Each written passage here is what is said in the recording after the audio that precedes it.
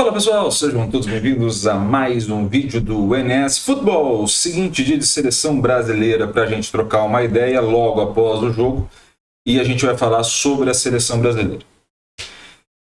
Há um conceito que ele é muito importante para a gente entender as equipes do Brasil e essa mudança de Tite para Diniz, que é a questão da liberdade.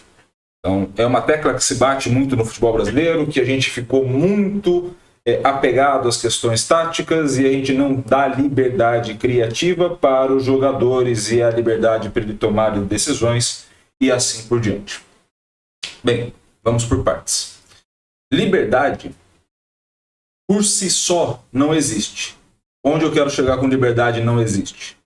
A liberdade ela pode ser colocada para o Vinícius Júnior fazer o drible. De fato, pode. Ela pode ser colocada para outros jogadores, para o Neymar se movimentar em campo. Mas para o Neymar se movimentar em campo é necessário que o Casemiro fique um pouco mais. Para o Neymar se movimentar em campo, para o Vinícius ter mais espaço, é necessário que o lateral não suba. Ou seja, a liberdade não é igual para todos, a liberdade não é um conceito padrão para todo mundo, a liberdade é uma palavra desgastada no nosso dicionário.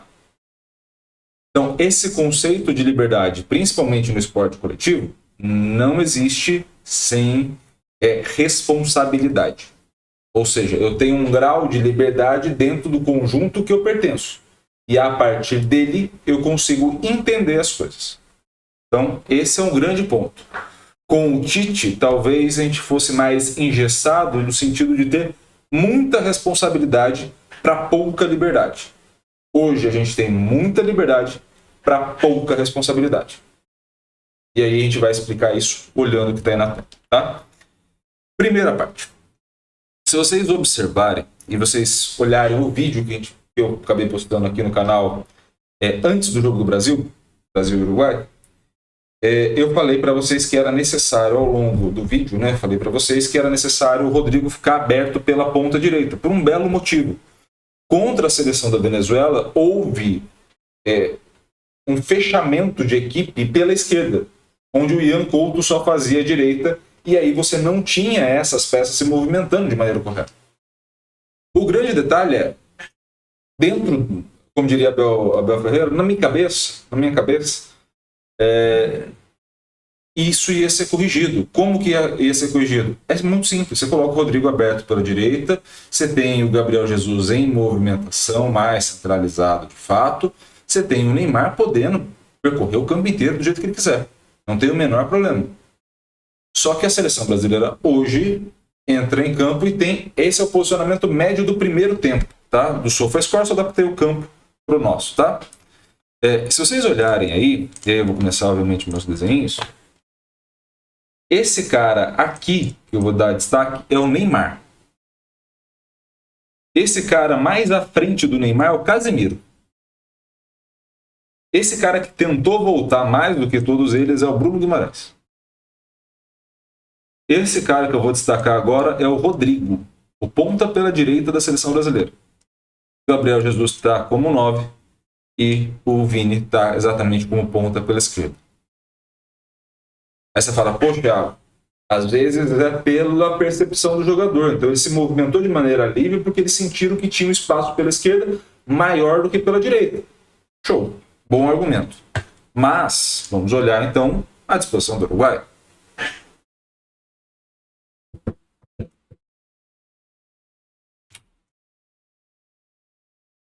O Uruguai com dois zagueiros aqui, equilibrados. Você tem uma linha de 4 formada pelos dois laterais, mais os dois meias centrais no primeiro tempo, tá? Isso a gente está falando do primeiro tempo. Você tem dois pontas fechando um pouco mais por dentro.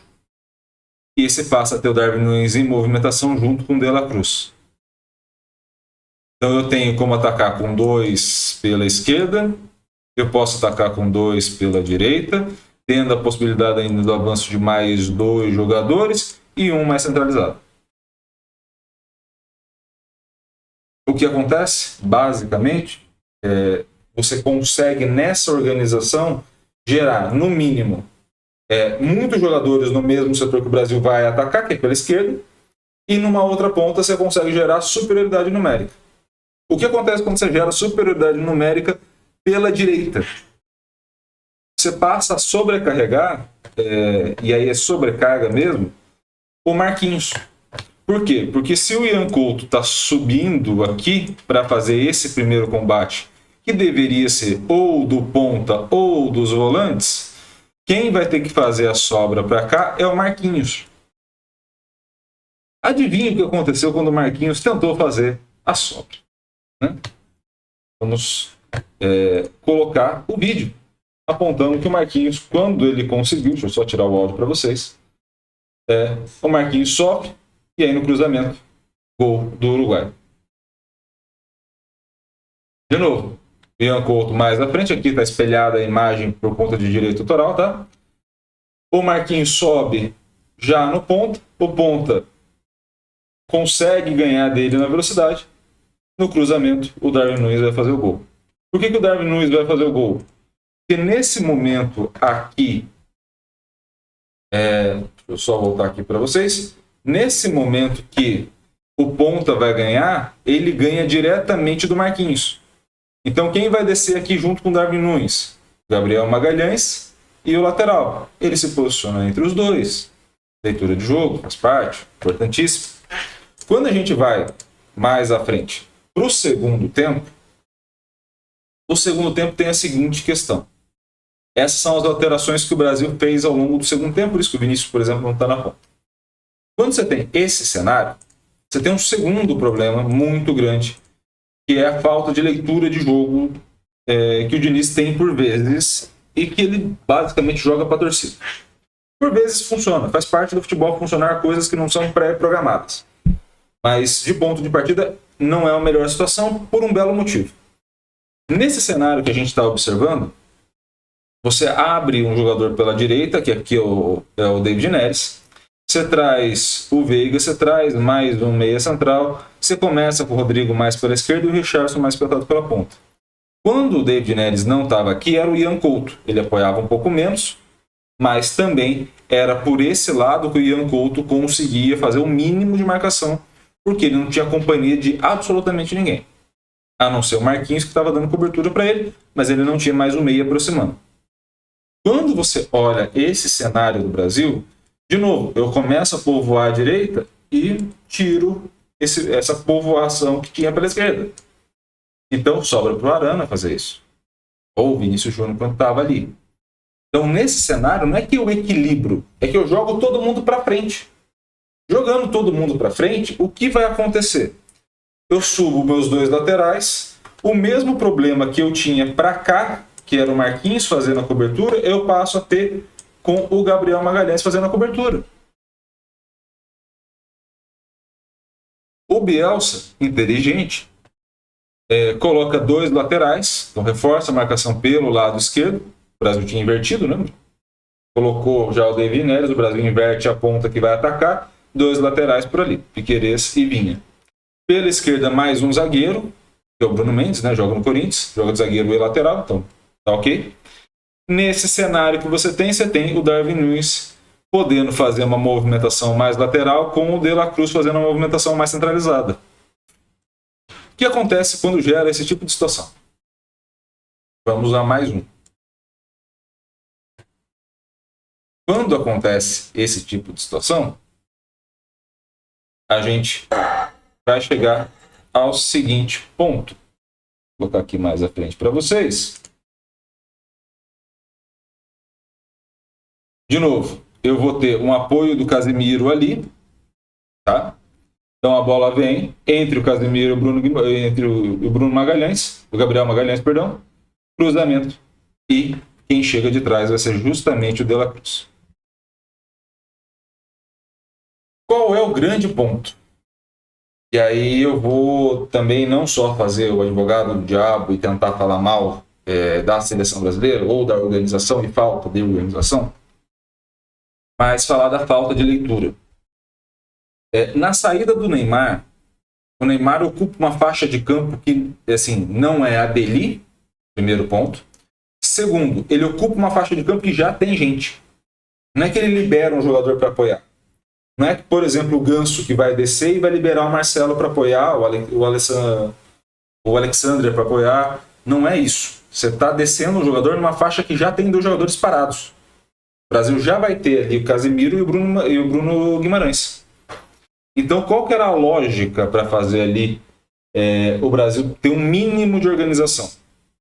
Você já tirou o Neymar por conta de lesão? Você não teve como mexer ali no segundo tempo, passar instruções e ir com a mesma equipe? Show!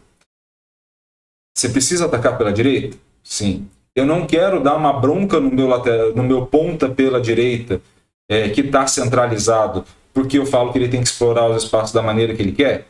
Tudo bem, sem o menor problema. Vamos partir do pressuposto da lógica que está na seleção.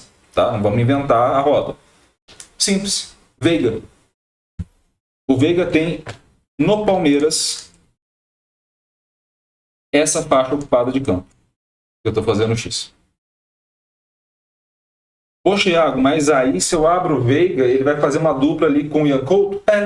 Automaticamente você tem um espaço que vai ser mais explorado. Você não precisa dar uma bronca, pedir para o cara pisar o pé na linha 20 mil vezes. É só colocar o cara que vai fazer ali para ele poder dialogar. Se o Rodrigo é inteligente, e é inteligente, vai entender. Quando eu faço isso, por que eu poderia, por exemplo, fazer uma segunda alteração? E faria uma segunda alteração? A gente viu ali que os dois pontas do Uruguai não são bons de marcação. Não são eles que vão fazer uma dobra de marcação. Eles são esforçados, são bons, coisas diferentes. Então, você coloca, por exemplo, já que você levou o Gerson, coloca o Gerson, que faz esse ponto aqui pela esquerda. Então você tem o Gerson, você tem o Vinícius Júnior, que automaticamente fica mais aberto, com o Rodrigo automaticamente mais aberto, e aqui mais centralizado você vai ter o Gabriel Jesus ou o Richarlison, como você bem preferir. Iago, mas quem que fica lá de volante? Vai ficar alguém? Fica. Fica o Bruno Guimarães. O Casemiro estava mal. Fica o Bruno Guimarães. Você abre 2 jogadores, explora com essas pontas, tem mais um jogador, e se você quiser ser muito ofensivo, muito agressivo na proposição, você tem um jogador que sobe muito bem e você passa a ter 2 laterais que vão poder te apoiar. Tanto aqui o Carlos Augusto, quanto também o Ian Couto. Então, assim, quando a gente começa a olhar esse tipo de situação, a gente precisa entender o que é liberdade e o que é falta de intervenção. A intervenção que eu digo há um papel do treinador, gente. Só isso. Há um papel do treinador. O treinador tem um papel dentro da situação. Então, dentro desse papel, ele precisa indicar. Tudo bem, eu posso não querer fazer com que o jogador tenha uma responsabilidade a mais do que o jogo exige. Mas não ajudar o jogador a ter uma leitura minimamente adequada de jogo não é liberdade. É não assumir a sua responsabilidade enquanto treinador naquele momento. É um trabalho em conjunto. É um trabalho onde a liberdade de um vai depender automaticamente da ação de outro. Faz parte. Ser treinador é ter responsabilidade. Ser treinador é ajudar o jogador a se desenvolver. Você não precisa limitar. Você não precisa falar para colocar o pé na linha. Mas você precisa ter uma leitura do conjunto que esse jogador individualmente pode ter ou não. E você precisa tomar uma decisão no momento de tomar decisões. Faz parte. É a função. Beleza? Bem, acho que essa é a reflexão que fica para o Jogo do Brasil logo após o Jogo do Brasil. Espero muito que vocês tenham gostado desse vídeo. Gostou? Curta, comente, compartilhe esse vídeo com o máximo possível de gente. E, é claro, se inscreva no canal e ative o sininho para receber todas as notificações. Um grande abraço a todos. Obrigado pelo carinho, pela audiência e valeu. Até a próxima.